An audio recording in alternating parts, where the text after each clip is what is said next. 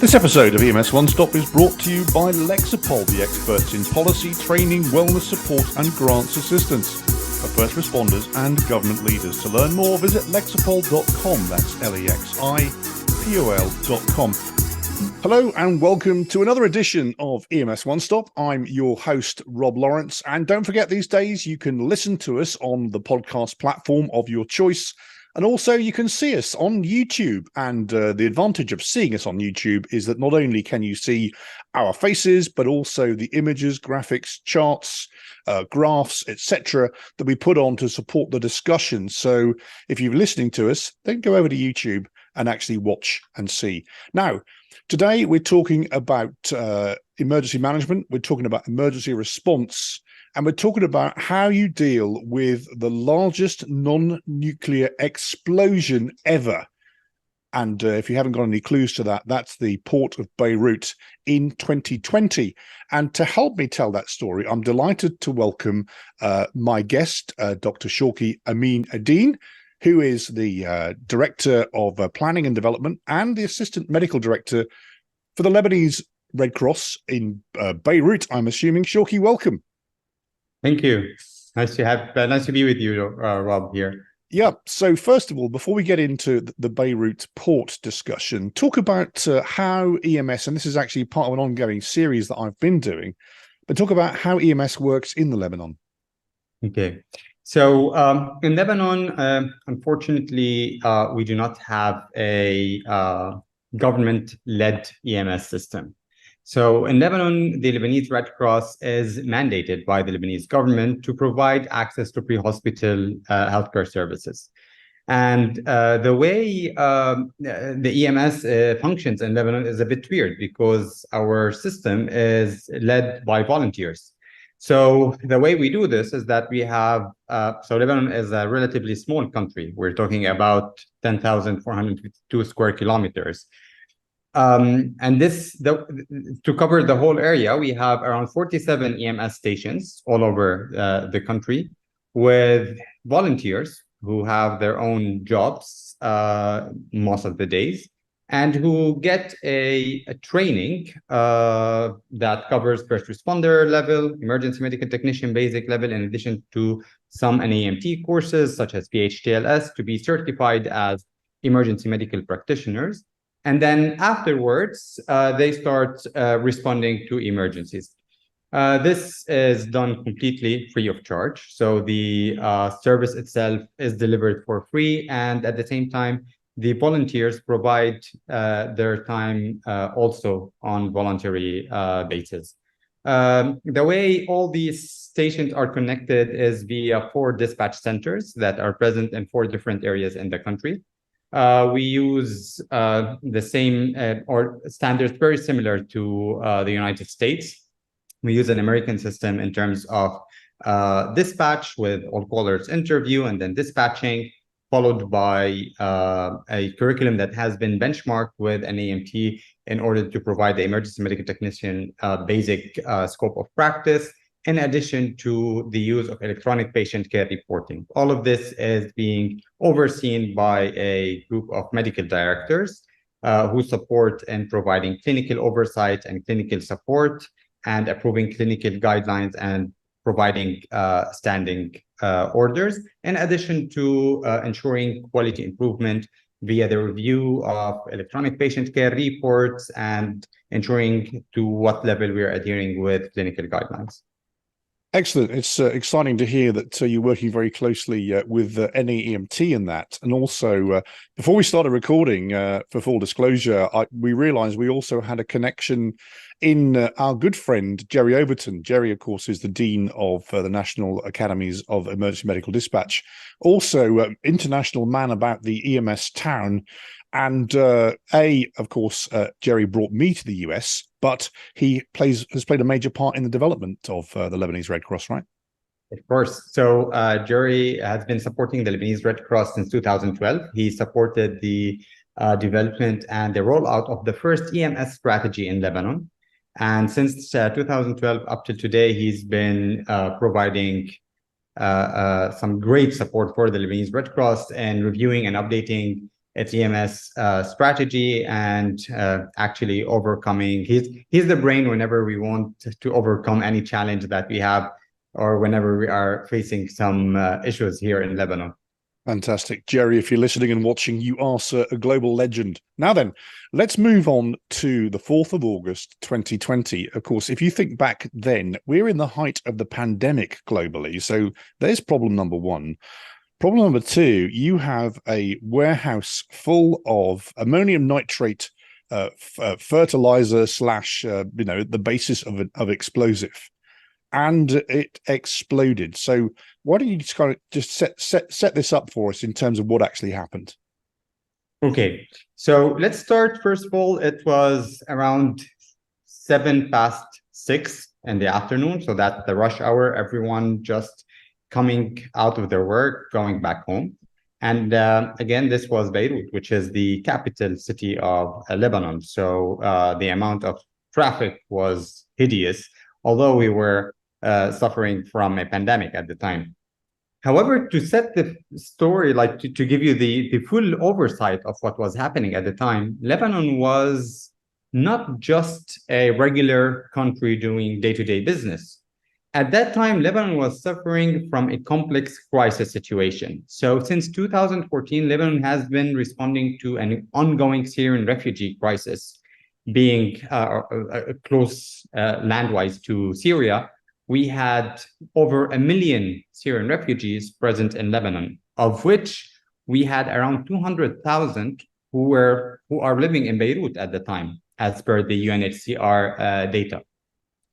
In addition to that, at the time of the explosion, Lebanon was also responding to COVID-19 outbreak with around 250 new cases on daily basis, which is considered a big number, again, given the size of the country.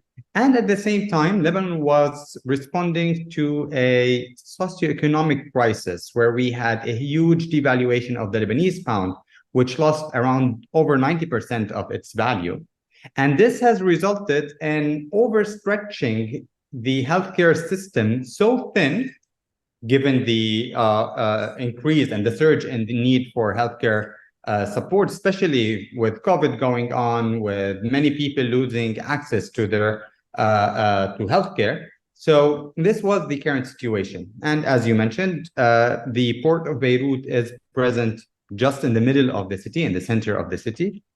And no one actually knew at the time that one of our warehouses was storing ammonium nitrates. And unfortunately, what happened is that next to these ammonium nitrates, some fireworks were stored. And we heard over the news that a warehouse that has some fireworks has just caught fire in the port, and firefighters are there to respond. This was it. It was just a normal emergency. Firefighters trying to put off a fire in the port of Beirut. A normal call that you would receive any day on the business. So, I mean, this is the perfect storm, isn't it? You've got socioeconomic problems, you have refugees, you have political unrest, you have, this, and I think that it was seized from a ship that couldn't go any further into the Mediterranean, and the judge said, put all of this ammonium nitrate, which can either be a great fertilizer, or indeed, I did some research, Shawky, it's 80% of explosives used in commercial use in the US is based on ammonium nitrate. So you've got a warehouse that's a bomb and it's on fire. Wow. Exactly. You got the perfect recipe for a disaster. Yes. And so then, the fire then obviously goes out of control. Yeah. So the fire got out of control, and it was a matter of seconds whereby the whole topography and geography of the city changed. So I live in the Moor area, which is around 10 to 15 minutes south of Beirut. And Rob, I felt the explosion as if it actually took place inside my city. It was that powerful. So I remember I was in an online meeting providing some discussions about the response to COVID at the time, because it was the hot topic. and literally the whole house shook by the pressure wave that was created by the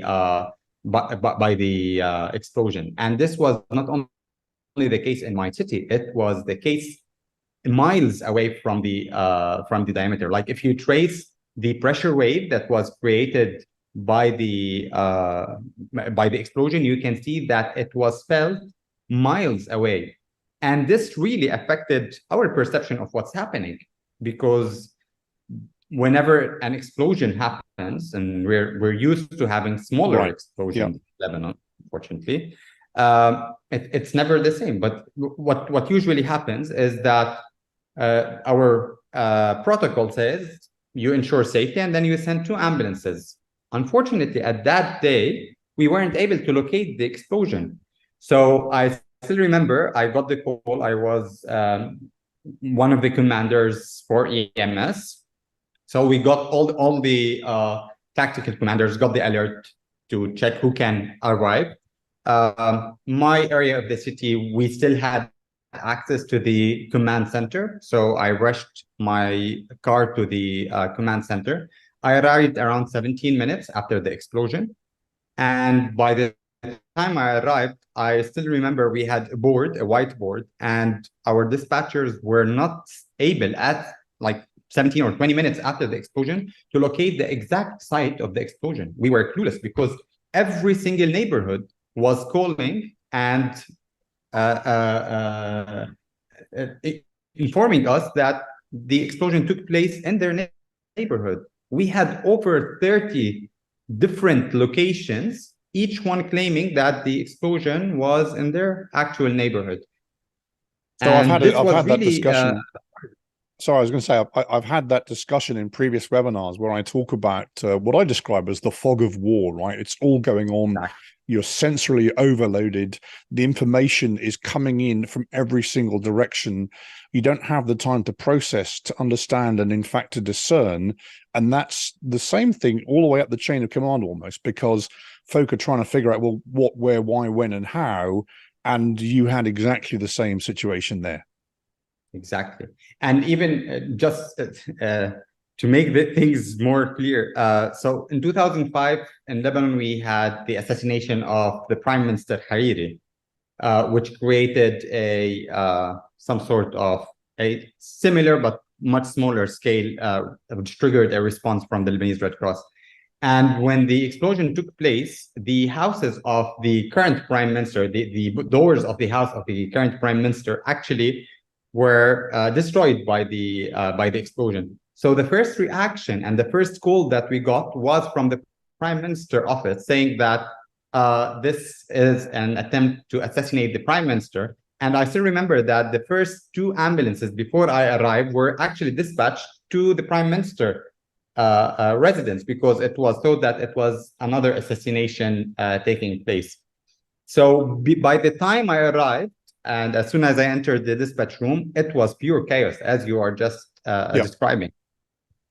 You were getting tons of information, and it's very hard to process all these information and to make something useful out of it, because literally everyone's saying, yeah, we have an explosion here, and you have no clue what has just happened. So in terms of, so you've arrived, that we know we've seen the videos, and actually one of the things you described there is what we used to call in the military the flash to bang. Okay, you see it before you feel it and hear it, and the videos exactly show that point of explosion, and then you can see the shock wave, and then that wave comes out and is, you know, over pressure perhaps, or indeed devastating. And it took out a lot of infrastructure. I mean, I think St. George's Hospital was less than a mile away, and other medical facilities and infrastructure were rendered practically inoperable. So that's probably the first biggest challenge that, from a medical response perspective, that you have. Yeah, definitely. So from a medical perspective, even St. George Hospital, it took them like an hour or 2 to understand what has just happened and to understand that they need to evacuate the hospital. For us, the first obstacle was trying to identify the location, and it took around 20-25 minutes easily until we started triangulating data, receiving different data from different people, having eyes on the field in order to gather enough information to know what has just happened, to understand the scope and the scale of what we are dealing with. And once we started to understand the scale of the incident, and once we started to know that we're dealing with over 200 people dead, over 6,500 people injured, we're talking about more than 300,000 people who lost their hospitals. It was then that we started asking ourselves, okay, what about our hospitals? So the hospitals that usually are they are one of the resources that we refer to, and we have to evacuate patients to, suddenly they became another responsibility, a liability that we have to deal with, especially that we had 4 dysfunctional hospitals in the vicinity. So the hospitals that are the first to come to your mind when you want to evacuate your patients were inoperable anymore. And not only inoperable, but you had to also assign resources to be able to evacuate them. So, it was a bit overwhelming over the first few minutes. In addition to that, again, this was an urban city. So it's Beirut is a highly urban area. And again, it was rush hour. So gaining access to G0, to ground zero, took around 40 minutes easily before our EMTs were actually on site trying to evaluate what's happening. So in terms of the resource that the Red Cross and EMS and pre-hospital services were able to put on site at some point in that whole, explosions pathway, what did you manage to get there, and how soon did it happen? So from the time we assumed command until we completed the operation, which was around 12-hour-long operation, we were able to have 125 ambulances on site, and we were able to treat and transport 2,500 patients, in addition to putting our blood banks on alert in order to get blood units and to support and transporting these to the hospitals, in addition to management of dead bodies, and again, transporting them to the places that to morgues and in different hospitals. But I guess the question is that the picture we've just painted is total devastation, with close-in infrastructure is leveled, flattened, out of service. Where are you taking people to? Okay, so not only that, Rob, what about our people? One of our EMS stations that is facing the port was completely destroyed. One of our ambulances, 2 of our ambulances were severely damaged. And even our rescuers, some of them got injured because of the blast. So we had to also think of our own people. Right. So what we did is we activated our incident command structure. Our incident command structure follows the British system, I guess, the bronze, silver, and gold. Yep. Or let me do some US translation at this point, Shawky, because we've actually done full disclosure, we've done a previous webinar where we had this discussion, but the potted version is that in the US we use ICS, the Incident Command System. We have the notion of the Unified Command. We also have ESF, of course, for those watching and listening in the US, the Emergency Support Functions. In the UK and clearly in Lebanon, the system operates under a gold, silver, and bronze strata. Obviously, the gold is our unified commander at the top of the tree, moving down to tactical and to operational levels through the silver and the bronze. And so it's the same but different. It's different but the same. So sorry, do go on. So what we did is we started to assign our commanders. And then we moved into getting dispatching the resources that were closest to the site of the explosion. So these are our EMS stations in Beirut area. And then accordingly, we started getting or dispatching additional resources from a wider and wider and wider circle, all the way until we had ambulances that came all the way from the extreme north and the extreme south and the extreme east sides of the country in order to participate in the response. Yet at the same time, ensuring that we are not jeopardizing our day-to-day EMS activity, because at the same time, we were still having non-explosion related emergency. People were still having heart attacks and seizures and strokes and car accidents, and we had to respond to these as well. So that was the first thing that we did, and simultaneously, as part of the command cell, I had one of the staff in the command cell who was dedicated to cross-checking the capacities of the nearby hospitals and the number of cases based on the triage tags. So how many red cases they can receive, how many yellow cases they can receive, and so on, so that we can mobilize our resources accordingly and transport the patients accordingly. So it sounds like an amazing amount of communication. And in the second half, Shawky, as you know, that I believe that communication is the first battle. And so we'll talk about that in a second. Also, what I want to do is we're going to take a quick break and listen to a message from our sponsor. And then when we come back, what I'm really interested in, of course, something of this magnitude, is hearing about your lessons identified and your lessons learned, if that's okay.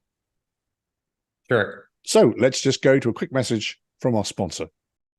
Lexipol empowers first responders and public servants to best meet the needs of their residents safely and responsibly. Serving more than 2 million public safety and government professionals in over 8,000 agencies and municipalities, Lexipol offers a range of solutions that includes policies, training, behavioral health resources, news and analysis, and grant assistance services for law enforcement, fire and rescue, EMS, local government, and other agencies dedicated to public safety. To learn more, visit lexipol.com. That's LEXIPOL.com. And we're back. Remember, don't forget to like and subscribe. Also, hit that like and subscribe button. If you're listening to us on a podcast, hit the little check mark in the top right-hand corner. It means you have subscribed. And when a new episode drops, then you get notified. Same deal if you're watching us on YouTube. So we want you to catch everything that we talk about here on the EMS One-Stop. So today we are in Beirut in Lebanon. My guest is Dr. Shawky Amine Eddine from the Lebanese Red Cross. We had an amazing first half, Shawky, where you set up the situation and the scene.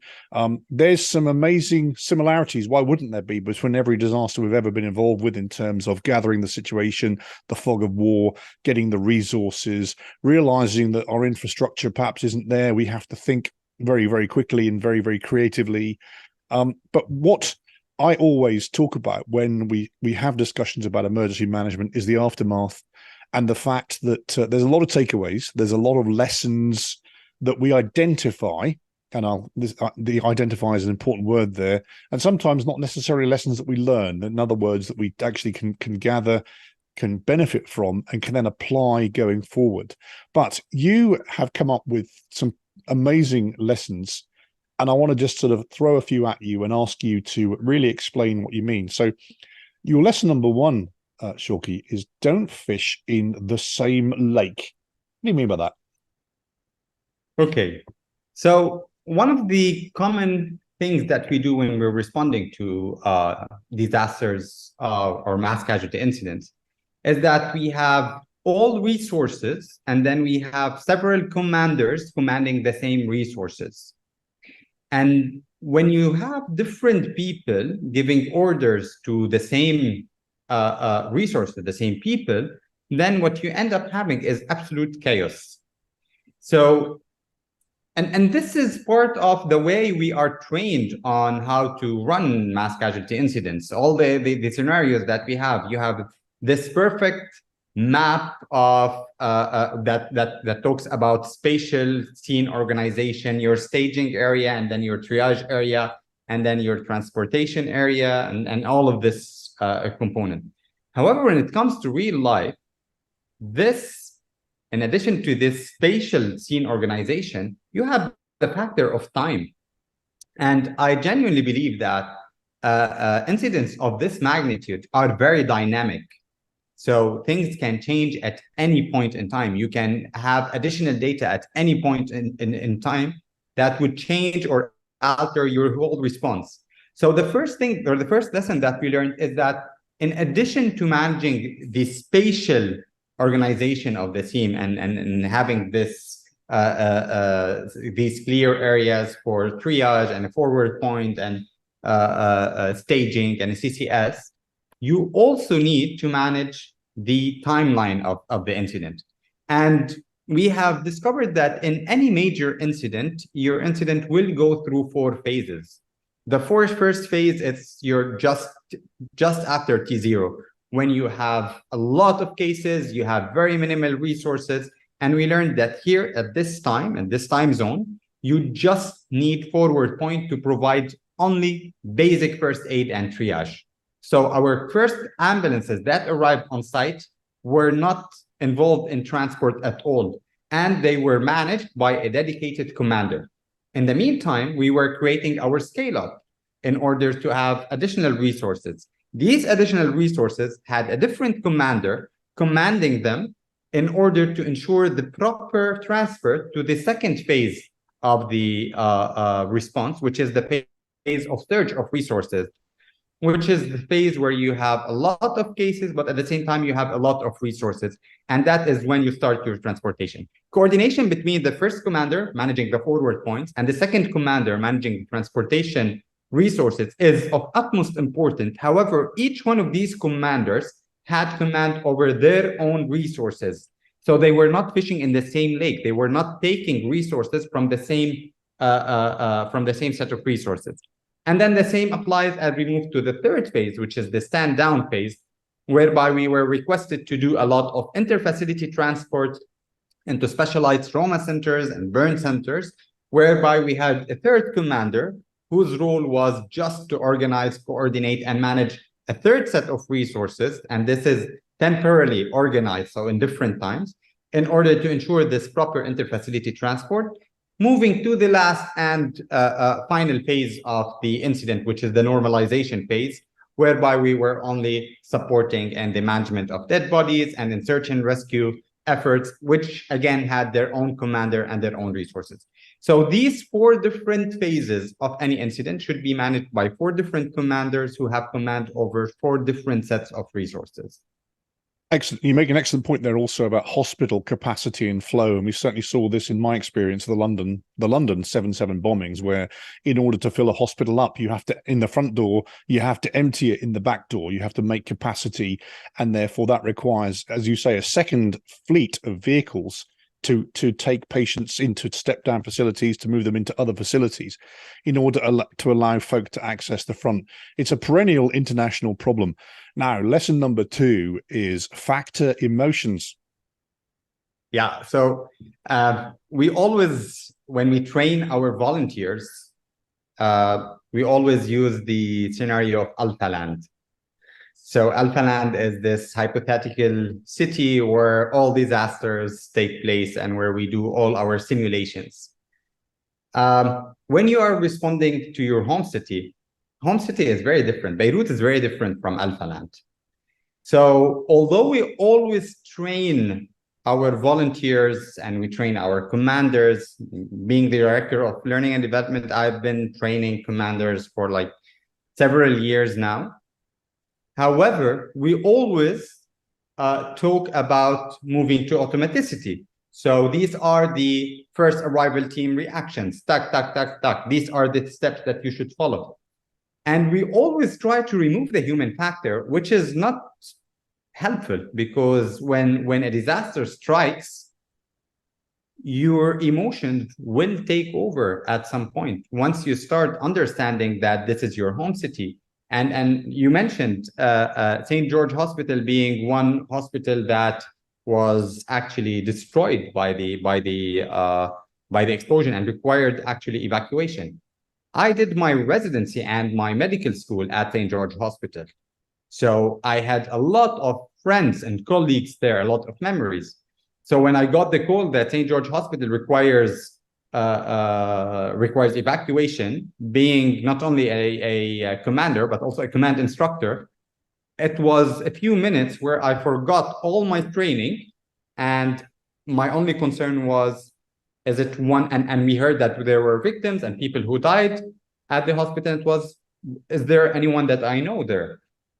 So this is something that we need to take into consideration in our training. So one of the key lessons learned, and now it's integrated in our trainings, is to factor emotions, to allow the volunteers to have a sense of what does it feel that they know being affected, and this will eventually trigger automaticity, because it will train their brain to imagine worst case scenarios and work accordingly. Excellent point. So lesson 3, and this is a great quote: leadership tokens are earned in management and spent in command. So this is, again, a quote that I learned during my training from a very close friend, Stuart Blatson from the UK, who supported us in building the incident command system for the Lebanese Red Cross. If your paramedics, if your first responders and your EMTs do not trust your decision-making in day-to-day work, you cannot take command over them in times of crisis. They will not trust you during crisis. So this lesson, again, it's a lesson learned. You earn this respect, you earn this trust in your day-to-day management of the EMS crews. And once you establish this level of trust and this level of confidence and this level of respect from your EMTs and from your paramedics, then it would be much easier to spend these leadership tokens that you have collected in your day-to-day management of EMS during times of crisis. They will be more willing to accept command, to accept your decisions, to trust your decision, yet at the same time, they will be able to approach you if they critically think that one of your decisions might be harmful or might not be so safe. And this is a lesson. We've just had what's called the What Paramedics Want survey here in the US. And I have to say that leadership took a bit of a bashing. People were very critical of the standard and the state of leadership. And obviously what you just described there was, you have to be a good leader. You have to invest in your people. You have to have your people to trust you, so that on the day of an event such as this, then there is that mutual respect and there is the ability to work and work hard, not only for the patient, but also for the system. So I think that is a point very well made. Now, Eisenhower once said that failing to plan is planning to fail. But you say, even in a crisis, plan. Yes, definitely. You know what? We always think that disasters and crises are very fast-paced and you just need to deal with the outcome of them. I strongly disagree with that. I always teach my students and the EMTs here in Lebanon that whenever you are responding to a disaster, you have to always be one step ahead. You should always keep in mind what can or what might happen next, and be both physically and emotionally and mentally ready to deal with it. Because the moment you start just responding to the aftermath or to the effects of a certain disaster, you have already lost the battle. So what does this mean in such a crisis? It means I still remember that the moment I arrived, I had several questions in mind. What might happen? It was 6. So what will happen when sunset is there? If we don't have lights, we cannot operate. Right. We didn't have any electricity in Beirut that night. We lost power. We're going to talk about whiteboards in a second, but I've certainly, in my experience, taken the whiteboard and drawn 24 blocks of time, and then hatched in when it's dark, because your reactions, your actions, your operations are different and probably slower when there's no light. And so that's an excellent point. Definitely. So we had to think of that ahead of time. Whenever I still remember the first time I heard the term ammonium nitrates was not in my trainings. It was not during my residency. It was actually the night of August 4th. Right. I had never heard what ammonium nitrates, even during my toxicology training. I didn't get what ammonium nitrates is. So we had to contact our CBRN unit to check if there are our CBRN experts to check if there are any additional PPE that needs to be taken into consideration, how long the exposure of our EMTs should be on site. You have to plan ahead of time for the logistics of your and for the well-being of your volunteers. Those who have been on site for 8 hours need to be changed. So even this has to be planned. So I think it is mandatory whenever you respond to a disaster, not to just be overwhelmed by the current situation, but to to freeze time in your head and think, okay, this is what I have now. I understand my current situation. What is happening in the next few hours? How will it affect me? And what can I do to anticipate or to manage and mitigate any risk that I can see? Excellent. I think this goes without saying, but one of the two areas in the US that I have been a chief in, one of them had millions of gallons of Bakken crude oil going through on rail cars pretty much every day. And it was a while before we went, so what's in these big rail trucks? Oh, crap. We need to start thinking about how we mitigate that. And then on the West Coast, in my jurisdiction, was the Tesla factory with an inordinate amount of lithium-ion batteries. And we've seen what happened when they go up when they ignite these days. It takes days to put them out. So again, it's one of those no-brainers. But please be aware of the hazards that surrounding you in your it's called an all hazards plan for a reason. You need to understand what the hazards are. Now, lesson 5 is my favorite 4-letter word, Shawky: data. Talk about data.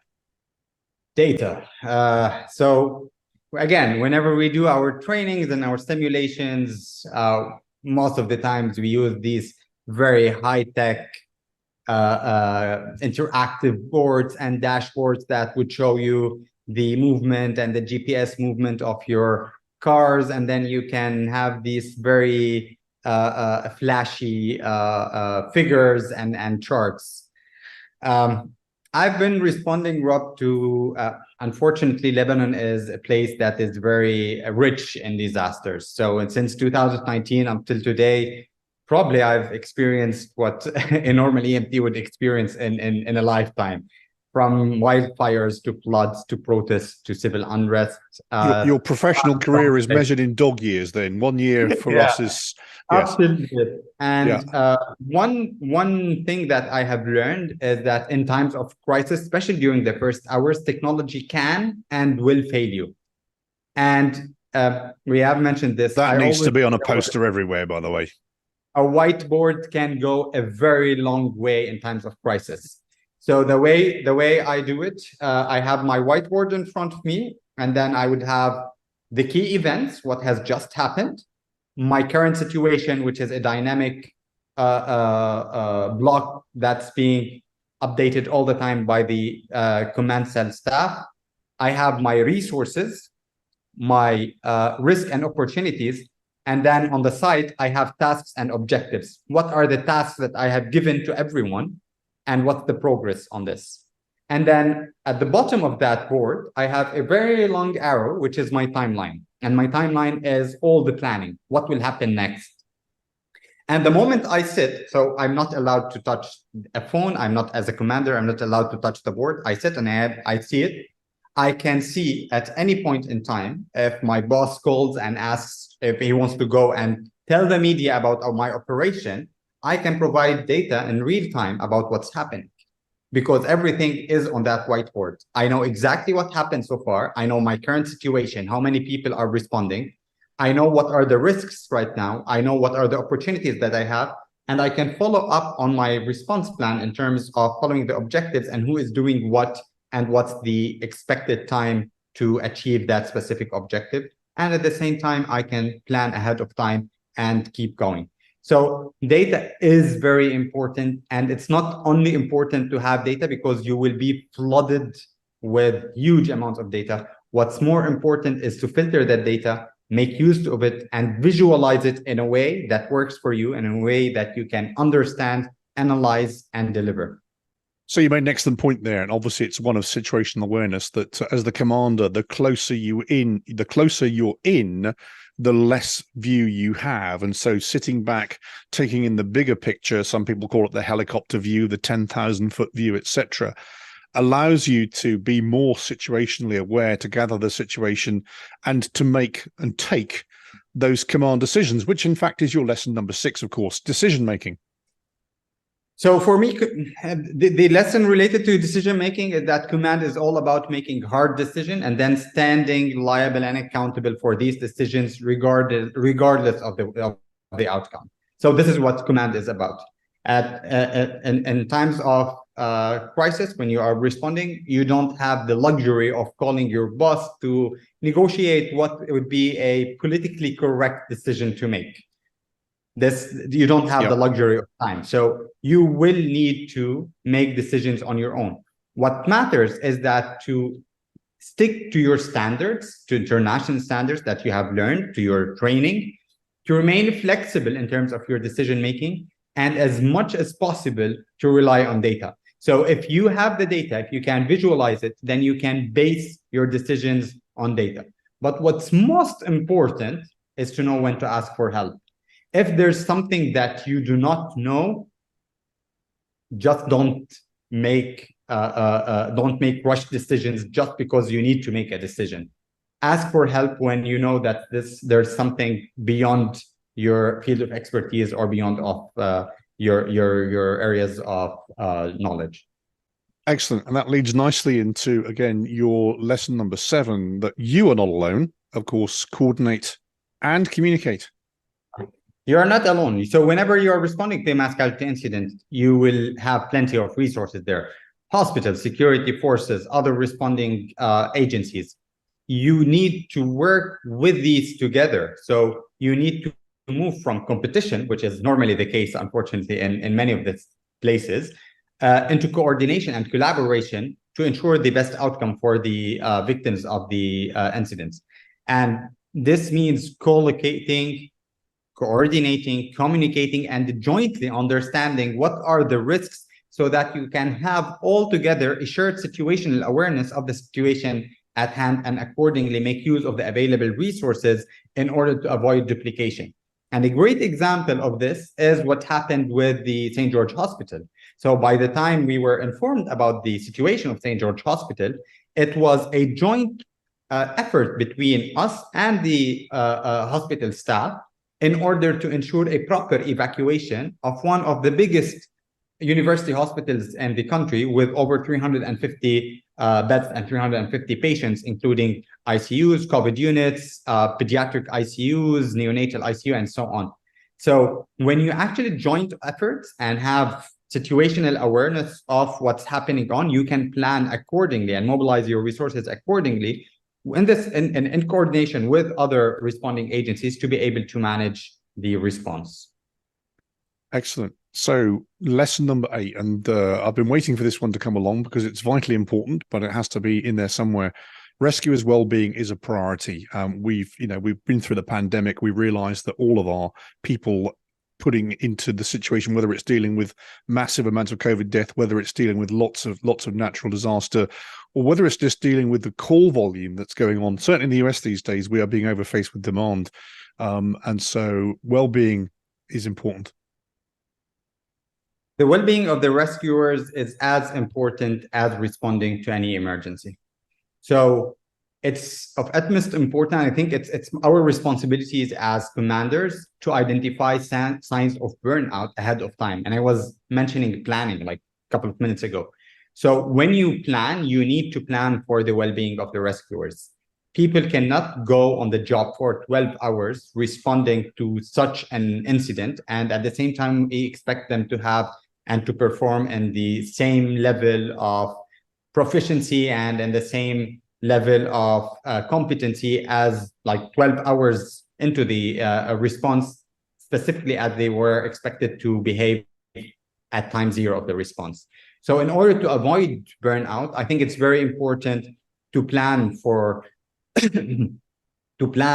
for the well-being of rescuers ahead of time to plan for possible rotations. And what is as important is, so we always end up our responses with an after-action review in order to conduct a technical debrief. We have identified that psychological debrief is as important as technical debriefs. So people who respond to such emergencies need to go into psychological debrief, need to hear, to normalize their feelings, and to hear that it's only what they're going through are only normal reactions to abnormal incidents that they have experienced. And then these people need to be referred to specialized care if they identify the need to do that. Excellent. You had hinted before that command and the commander is a lonely place. Your lesson number 9, don't forget yourself and don't lose yourself amidst the crisis. So we have just talked about the well-being of our volunteers, of our staff. Commanders are not superheroes. So they themselves also need to take care of their own well-being, because their well-being will affect the quality of the decisions that they make. Again, you cannot expect someone to be in a command cell for 12 hours and expect the same quality of decisions produced 12 hours into command as those produced during the first hour of command. So it's very important for us as well as commanders not to push too hard, to take breaks, to have pulse checks, to know our limitations. And one thing as simple as don't forget to go into the bathroom. I remember that night, I spent like 12 hours in the command room, and then I was like, oh, I've been here for 12 hours drinking coffee and drinking water, and I just forgot to take just a few minutes for myself just to go to the bathroom, which is crazy, because you are so taken by this. The adrenaline is so high, you are fully engaged, and then you just forget about yourself. So now I made it a part of my daily practice. I take breaks, pulse checks, self checks every couple of hours just to make sure that I'm still okay. And if I feel that whatever is going on is affecting my decision making, then I can ask for someone to replace me. Right, indeed. And of course, events such as this, and it's an old, well-used phrase, but these are marathons and not sprints. And during the London 7/7 bombings, I was a support gold commander. And the first thing I did was to actually stand my deputy down. And he was a little bit slightly miffed. And why am I doing that? I said, because in 12 hours time, you're on deck, because I'm going to be worn. And therefore, we need to get into that command routine immediately. Even if it only lasts a couple of hours, you need to be prepared for it to last a lot longer, and actually put steps and measures into place for the longevity of the operation. And of course, one of the things we love to talk about emergency response. Sometimes we forget to think about the recovery, which the response can take a day or 2 days. The recovery, like with Lebanon, like with New Orleans, is years and years and years and years and years. But obviously, you need to be prepared to look after yourself, but also to stand down and rest.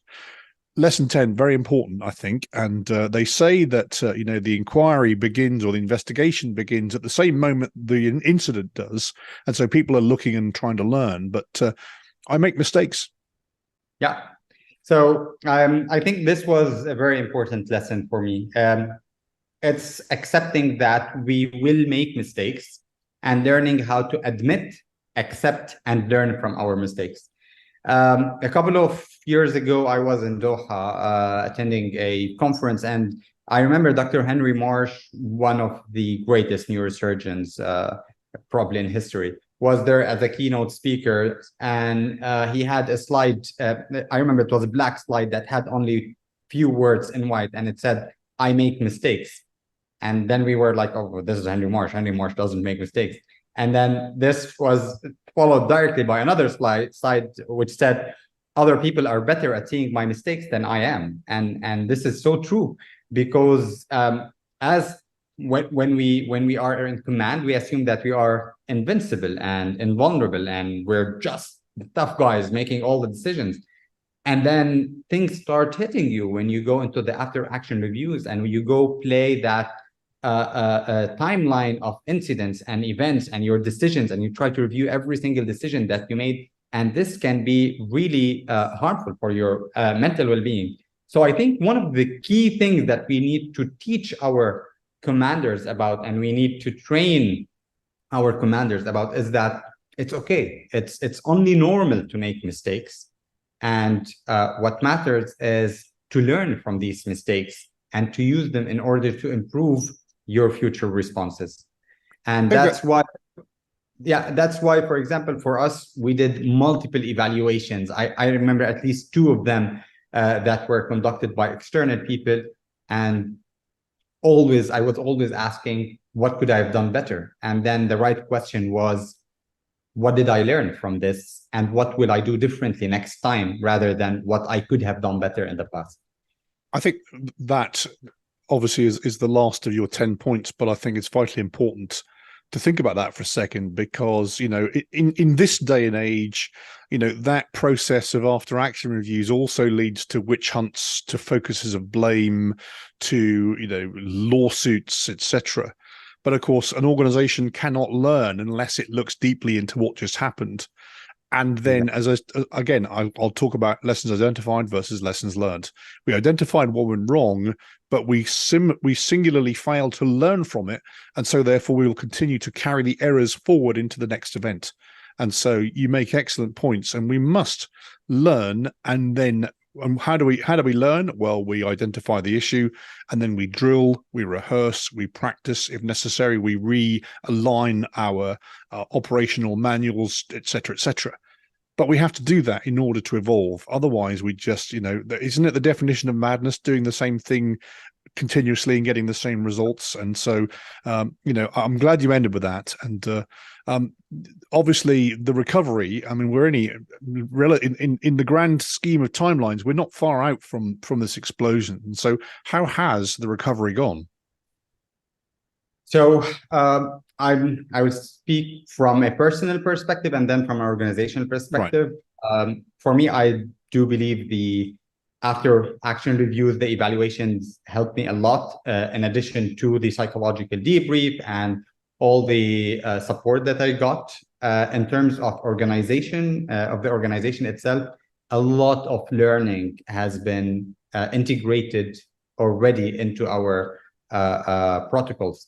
One of the big things that, for example, for us was moving from the sieve sort triage into the 10-second triage, because we have discovered that the sieve triage took much more time than anticipated in real time.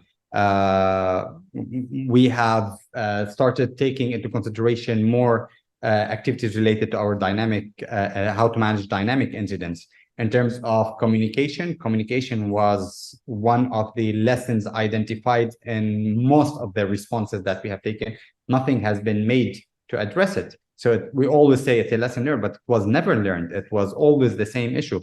So this time we are changing completely our communication protocol, and we're moving more into joint decision making. So from an organizational perspective, the recovery is still taking place, Rob. We are unlearning many of the previous practices which stood up as static pillars of EMS in the past, and relearning new things. And this process of unlearning and relearning takes time. So I think we are still recovering from the response to Beirut port explosion.